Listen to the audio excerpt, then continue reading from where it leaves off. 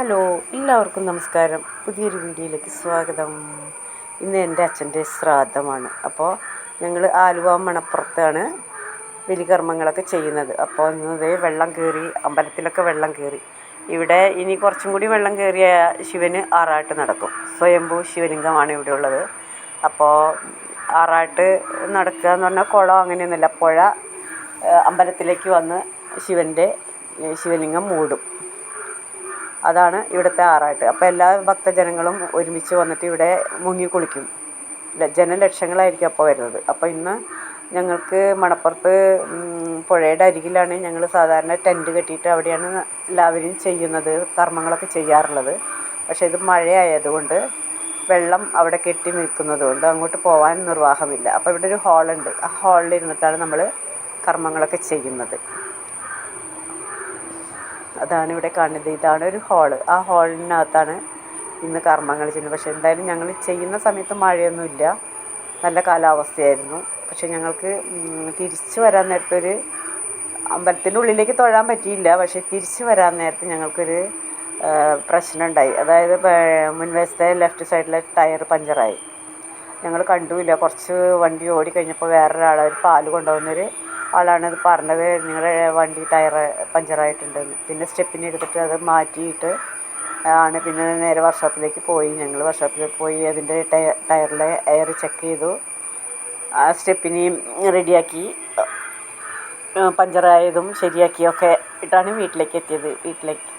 ഇതിപ്പോൾ അമ്പലത്തിൽ തന്നെയാണ് കേട്ടോ. അമ്പലത്തിൽ ഞങ്ങൾ കർമ്മങ്ങൾ ചെയ്ത് കഴിഞ്ഞതിന് ശേഷമുള്ള ഇതാണ് അമ്പലത്തിൽ. ഇതാണ് അമ്പലം. ആലുവ ശിവരാത്രി മണപ്പുറം, പ്രസിദ്ധി കേട്ട ആലുവ ശിവരാത്രി മണപ്പുറമാണിത്.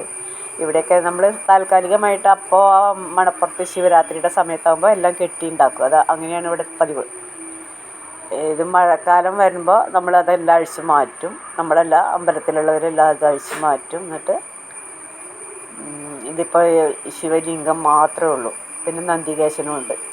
ബാക്കി എല്ലാം അഴിച്ച് മാറ്റി ചുറ്റും നമ്മൾ അപ്പോൾ അഴിച്ച് മാറ്റാൻ ടെമ്പററി ആയിട്ട് ഇങ്ങനെ അടിച്ച് മാറ്റാനുള്ളതാണ് ഇവിടുത്തെ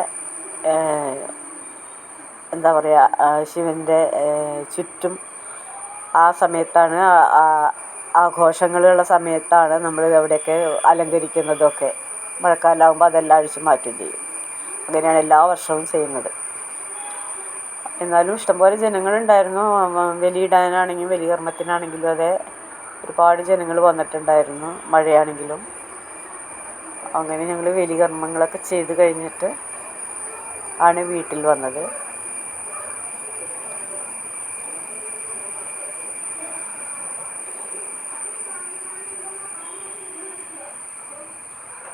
അത് കഴിഞ്ഞ് ഞങ്ങളൊരു ചെറിയൊരു സദ്യ ഉണ്ടാക്കി.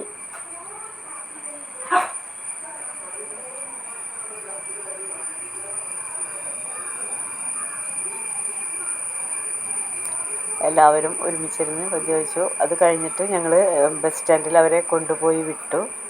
അവർക്കപ്പം തന്നെ KSRTC ബസ് കിട്ടി. കുന്നംകുളത്തും തൃശ്ശൂരുമാണ് ഒരു 3 പേരും ഉള്ളത്.